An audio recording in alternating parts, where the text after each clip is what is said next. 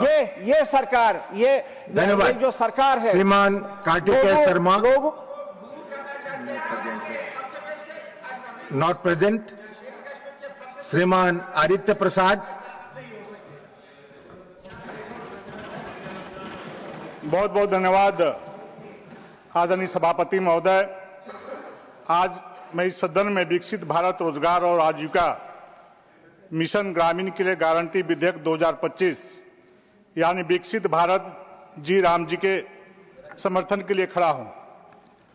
माननीय सभापति महोदय,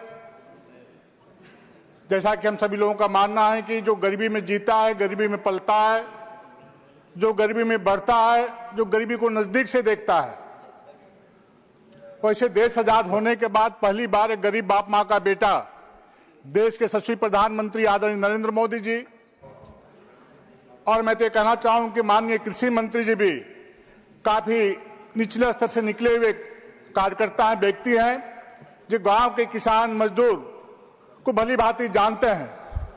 माननीय कृषि मंत्री जी किसान परिवार से निकले व्यक्ति हैं और जिस प्रकार से मनरेगा का जो कार्यक्रम 2005 के बाद से जो प्रारंभ हुआ था, और चूंकि हम लोग भी गांव में रहने वाले किसान परिवार से निकले हुए लोग हैं, और जिस प्रकार से मनरेगा कार्यक्रम चलने के चलते जो गांव के लोगों में उत्साह और उम्मीद थी उस समय, लेकिन गांव के मजदूरों पर वो उम्मीद निराशा के भाव को उत्पन्न करने का काम किया।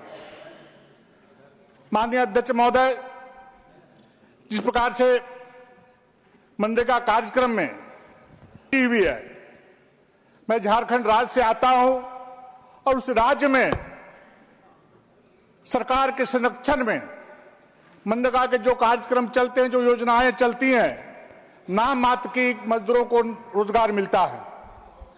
सारे योजनाएं जेसीबी और डंपर से किए जाते हैं, चाहे सड़क बनाने की बात हो या तालाब बनाने की बात हो या मैदान को समतलीकरण की बात हो, या अन्य योजनाएं हैं।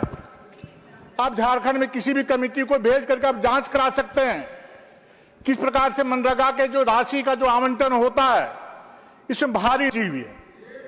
और उस रोकने के लिए जी राम जी के माध्यम से, इसकी योजना के माध्यम से, एक अभिवक्ता संजय जी और मनोज झा जी बोल रहे थे कि मजदूरों के बीच में आक्रोश है, मजदूरों के बीच में गुस्सा है। मुझे लगता है तो मनोज जी गांव जाते हैं, संजय जी गांव जाते हैं, गांव जब जाएंगे तब मजदूरों के बारे में, किसानों के बारे में जानने की उनको फुर्सत मिलेगी। आज इस प्रकार का बिल आने से गांव के मजदूरों में, किसानों में, जरूरतमंदों के बीच में उत्साह का माहौल है। जहां मनरेगा कार्यक्रम के माध्यम से 100 दिन रोजगार का जो प्रोविजन किया गया था, आदरणीय नरेंद्र मोदी जी ने इस प्रकार की योजना बनाई है कि अब 100 नहीं दिन दे करके रोजगार, हम 125 दिन रोजगार देने का काम करेंगे। इसे कांग्रेस के मित्र परेशान हैं। आखिर प्रधानमंत्री इस प्रकार की नई नई सोच जो गांव गरीब किसान मजदूर को जो लाभान्वित करे, आज गांव गरीब किसान मजदूर के आशीर्वाद से लगातार देश से दुनिया में अपनी ताकत बढ़ाते जा रहे हैं, अपनी दुनिया में लोकप्रियता का ग्राफ बढ़ते जा रहा है। महोदय, ये हिंदू सम्राट देश है, लेकिन पता नहीं क्यों भगवान श्री राम के नाम से इतनी नफरत क्यों है, इतना उनको जलन क्यों, इतनी तकलीफ क्यों होती है। जब भी भगवान श्री राम का नाम आता है, हमारे कांग्रेस के सभी मित्र बिलबिला उठते हैं, बिलबिला उठते हैं, उनको तकलीफ होती है, हृदय कांपने लगता है कि लोग क्यों राम राम बिलो बोलते हैं, काम करते हैं। सभी अनुभवी लोग यहां से हॉल में बैठे हुए हैं। महात्मा गांधी जी जब भी अपना प्राण त्यागने का काम किया था, तब भी वो प्राण त्यागने के समय त्यागते हुए हे राम कहते हुए प्राण त्यागने का काम किया। और इनको श्री राम जी के नाम से योजना के बारे में चर्चा हो रही है। देश के यशस्वी प्रधानमंत्री आदरणीय नरेंद्र मोदी जी, आदरणीय शिवराज सिंह चौहान जी ने इस बिल को लेकर के लोकसभा में आने का काम किया है कि तुष्टीकरण की राजनीति कर रहे हैं, एक समाज विशेष को खुश करने के लिए भगवान राम के प्रति घृणा दिखाने का काम कर रहे हैं। आपने देखा कि जब पूरी दुनिया में जब भव्य राम मंदिर का निर्माण किया गया था, भगवान राम को झोपड़ी से ला करके महल में बैठाने का काम किया जा रहा था, उस समय भी इन लोगों ने राजनीति करने का काम किया, अपना पुरुषोत्तम राम के मजाक उड़ाने का काम किया, अवहेलना का काम किया, उस मंदिर परिसर में जाने से इनकार करने का काम किया। इससे इनका भाव प्रतीत होता है कि भगवान राम के प्रति कितनी आस्था है। महोदय, वर्ष 2005 में जब मनरेगा की शुरुआत की गई थी, तब इसका उद्देश्य था गांव में रहने वाले गरीब लोगों को रोजगार दे करके उन्हें मजबूरी में पलायन करने से रोकना। लेकिन आज समय बदल चुका है, हमारा समाज भी बदल रहा है, हमारा गांव भी बदल रहा है। ग्रामीण इलाकों की संरचना पहले जैसी नहीं रही और वहां रहने वाले लोगों की आवश्यकता भी अब नहीं की गई। लेकिन मैं फिर कहता हूं कि कांग्रेस पार्टी में राजघराने से आयु अधिकांशतः लोग हैं जो सोने के चम्मच में, सोने के थालियों में खाने की आदत है, वो कांसा के बर्तन को नहीं जानते। हम गांव के लोग एल्युमिनियम की थाली में, कांसा के बर्तन में खाने वाले लोग हैं, घाटा लेटो खाने वाले लोग हैं, भूखे रहने वाले लोग हैं गांव के लोग, पैदल चलने वाले लोग हैं, साइकिल से बोरा लेकर के झोला लेकर स्कूल जाने वाले लोग हैं। वैसे लोगों का दर्द कांग्रेस के लोग नहीं समझ सकते हैं और वैसे लोगों का मजाक उड़ाने के चलते ही आज कांग्रेस मुक्त भारत का निर्माण हो रहा है।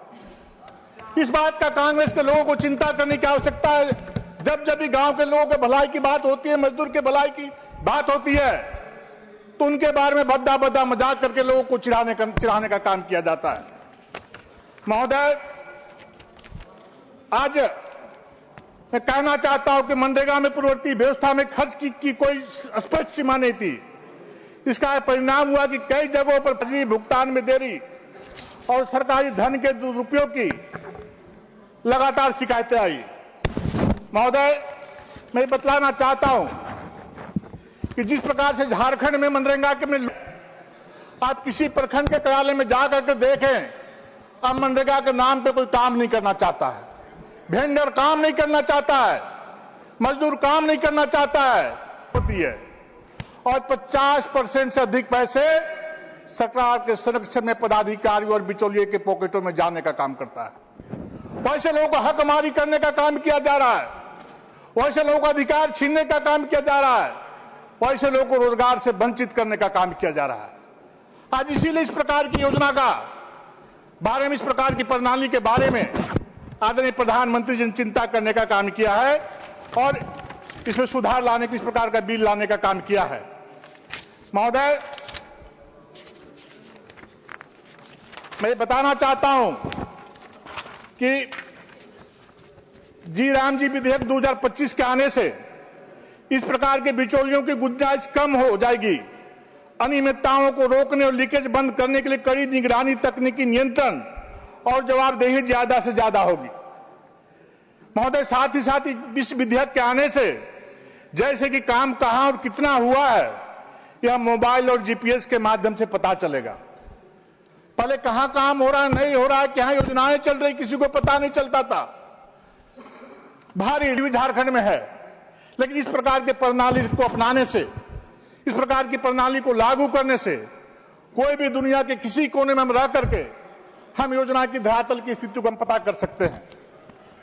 जनता को बताया जाएगा कि काम क्या हुआ है, पैसे कहां खर्च हुए हैं, ये सब जनता को पता चलेगा सिस्टम लागू होने से। हर ग्राम पंचायत में साल में 2 बार अनिवार्य जांच होगी, जिससे अगर कोई भी गड़बड़ी होगी तो छुप नहीं पाएगी। आज के दिन में कोई भी गड़बड़ी हो तो पता नहीं चल पाता है, क्योंकि ऊपर से नीचे लोग तो भ्रष्टाचार में विशेष करके झारखंड में लिप्त हैं। कितना खर्च हुआ, कितना काम हुआ, कितने लोगों को रोजगार मिला, ऐसी जानकारी हम रियल टाइम देख सकते हैं और भ्रष्टाचार का पता लगाने के लिए हम एआई का भी इस्तेमाल कर सकते हैं। महोदय, मैं कहना चाहता हूं कि आज विपक्ष कहता है कि नाम बदला जा रहा है, लेकिन मैं पूछना चाहता हूं विपक्ष से, क्या 125 दिन का रोजगार देना सिर्फ नाम बदलना है? यदि 100 दिन हम रोजगार देते थे, 125 दिन हम रोजगार देने वाले हैं, तो ये नाम बदला जा रहा है? क्या साप्ताहिक भुगतान सिर्फ नाम बदलना है? सिर्फ महोदय, क्या डिजिटल पारदर्शिता लाना सिर्फ नाम बदलना है? किस मंशा से इस प्रकार की धारणा इनमें है, तो विचार करने की आवश्यकता है। देश देख रहा है, देश के लोग देख रहे हैं, मजदूर देख रहे हैं, किसान देख रहा है, गांव का गरीब आदमी देख रहा है। चूंकि अब आईटी का युग है, गांव देहात में जितनी बात गांव के लोग जानते हैं, शहर में बैठे लोग भी वो अपेक्षा नहीं कर सकते हैं, सोच नहीं सकते कि गांव के लोग इतनी जानकारी रखते हैं। जब मैं अपने गांव के पीछे जब जंगल की ओर जाता हूं, घरों में आदरणीय शिवराज सिंह चौहान जी हमारे क्षेत्र को जानने का काम किए हैं। जब जंगलों के बीच में जाता हूं तो ऐसा महसूस होता है कि हम लोगों से अधिक जानकारी जंगल में रहने वाला गांव का व्यक्ति रखता है। इसे देश बहुत तेजी के साथ आगे बढ़ रहा है। बहुत सारी विषय था लेकिन मैं बोल नहीं पा रहा हूं समय के अभाव में। लेकिन आज हृदय की गहराइयों से जिस प्रकार का इस प्रकार का संशोधन करके जो गांव के गरीबों को उत्साह और रोजगार देने का महत्वपूर्ण कदम उठाया है, आदरणीय नरेंद्र मोदी जी प्रधानमंत्री जी को और आदरणीय कृषि मंत्री आदरणीय शिवराज सिंह चौहान जी को आभार प्रकट करता हूं, धन्यवाद देता हूं। बहुत बहुत धन्यवाद। Thank you. श्रीमान रणदीप सिंह सुरजेवाला।